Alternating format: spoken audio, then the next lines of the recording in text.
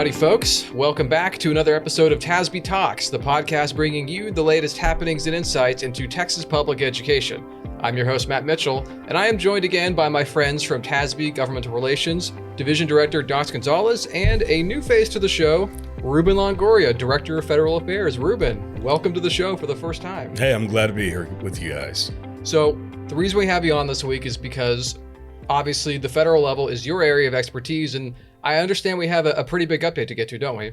Yeah, definitely. I mean, there's a lot that has happened really in the last 4 or 5 months, but it's really the action that's happened in the last month and a half, mainly with the HR 1, which is the big, beautiful bill that really just has made a lot of cuts and a lot of changes. But prior to that, although this money was already approved by the congressional budgets, there was a cut coming in from the administration that would have cut about $9 billion in title funding for public schools.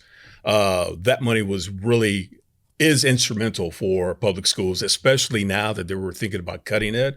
While school districts were making their budgets, for the following school year, this is something that they were going to have to adjust. TEA itself had to make some adjustments as well. But all that money, that was going to be cut from Texas would have been about $740 million, in Title I, Part C, which is migrant education programs.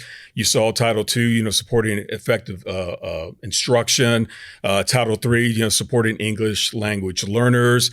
Title IV, Part A, supporting academic achievement, and then Part B, which is for kind of like after school, before school programs. So these were like really instrumental. These are like what they call 21st century educational tools that help the child overall, and those that are definitely struggling and have traditionally been struggling in the public school system. But then eventually the administration said, okay, well, we're going to release, some money through the after school programs, which is a good step, but it's still not enough. I mean, we're still going to lose, about another, $650 million in that.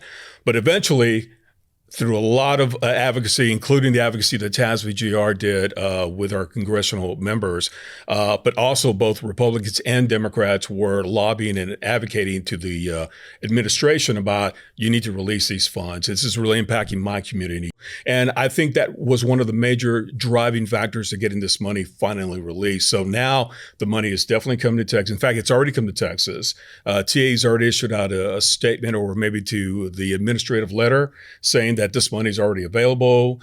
Districts that are still working on the budgets can finally put that money back in and not worry about having to take it out of the local program or anything like that. So it is definitely a good plus, but it's just one of the many things that we always have to be, cognizant about. Even though money has already been appropriated, there is always an opportunity for someone to try to take it away from some of the purpose. So it is good for us to keep tabs of this information that is happening at the federal level. So is there anything else that we should be keeping an eye on federally moving forward? Yeah. So as I mentioned earlier, HR 1 definitely had a lot of cuts into it. These cuts are being primarily taken out of money that's really, really needed locally, I would say. So the impact to Medicaid cuts on public schools in Texas, you're looking at $793 billion over the next 10 years.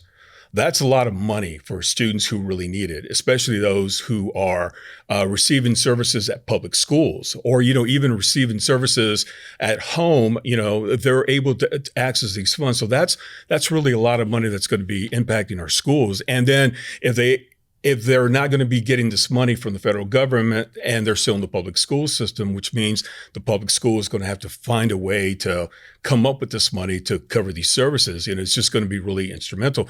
Even those who are in a private school who need these services, primarily those students through the school will come to a public school for those services. But now that money's not going to be there. So it's going to be really interesting how we move forward with it. And you also got to look at it, the SNAP cuts, which is the Supplemental Nutrition Assistance Program. These are, what were normally called, I guess in my day way back when, the food stamps. And these are definitely money that filters down to states, and states, of course, hand out these monies to local organizations to help out those that really need it, whether it's WIC, whether it's through SNAP or TANF, or any of these programs that really helps.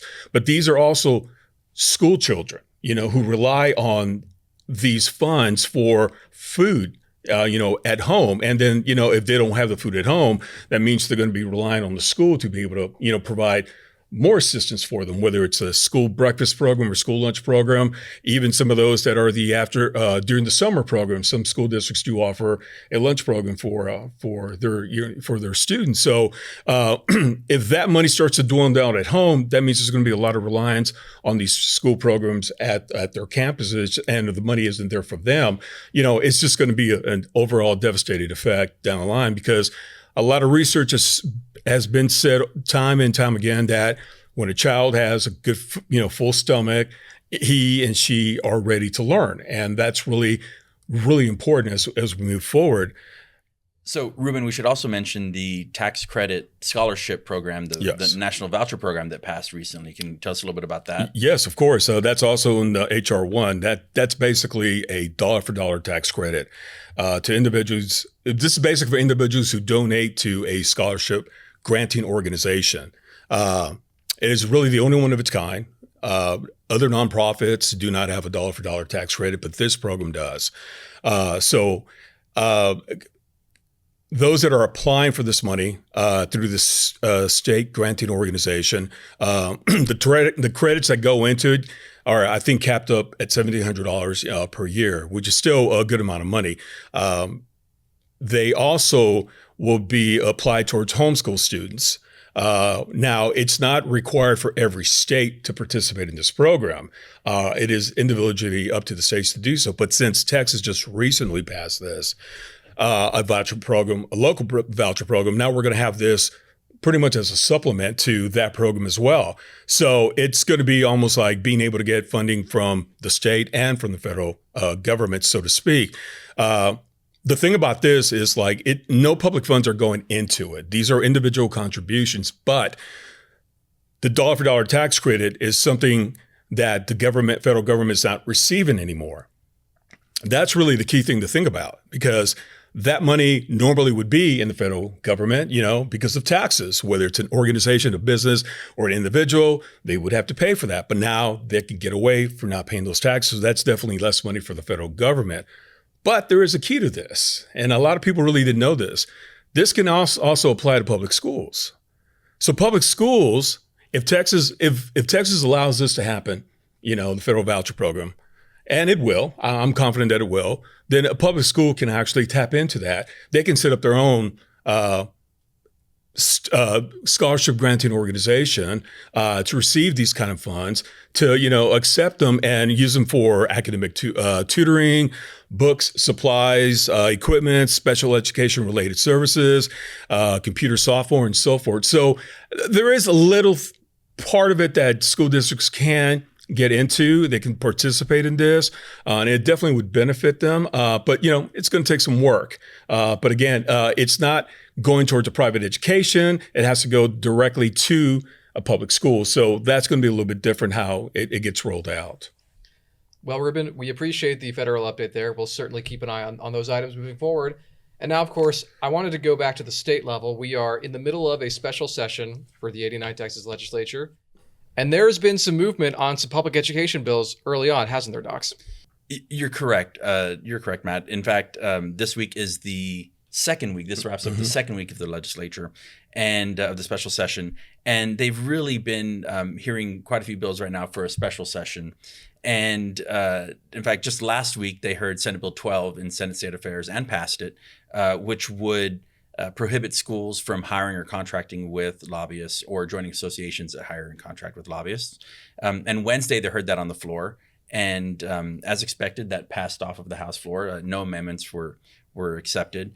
And in fact, right now, as we speak, they are hearing that bill on third reading. So in fact, it could have passed already. I'm not sure, but it's likely that it will out of the Senate. So we'll have to see what happens in the House, where last session it was not heard in House State Affairs. But we don't know where it will be referred or where or if they'll consider it. So we'll have to see what happens with that.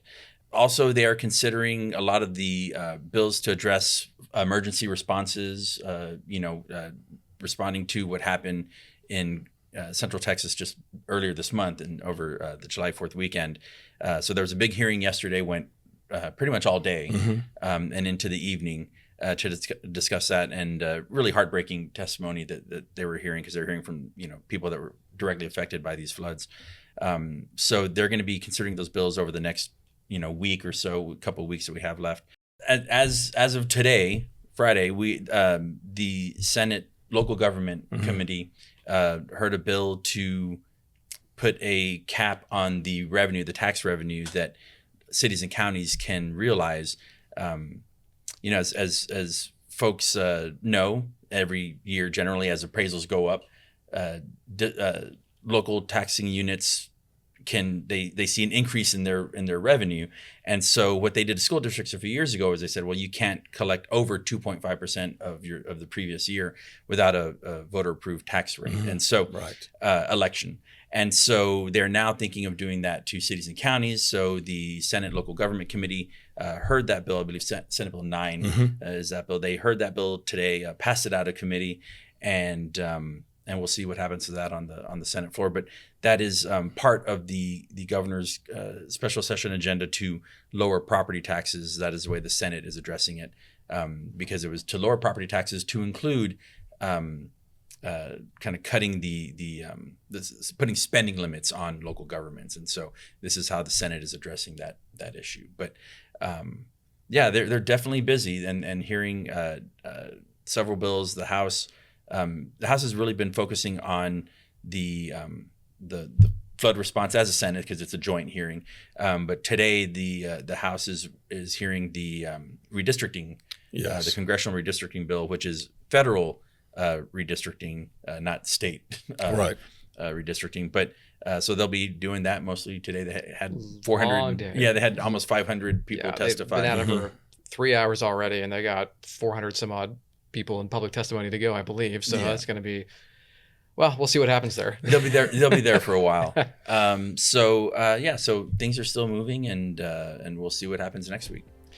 Well, guys, that's going to do it for our episode this week. Thank you, as always, for being here, Dux. And Ruben, thanks for coming on the show. Of course, great for your first time on here. And any other federal updates, we know who to call, don't we? Yeah, definitely. All right, guys, we appreciate it. And we appreciate you, the viewers, the listeners, for tuning in. As always, you can find us on YouTube, Spotify, and Apple.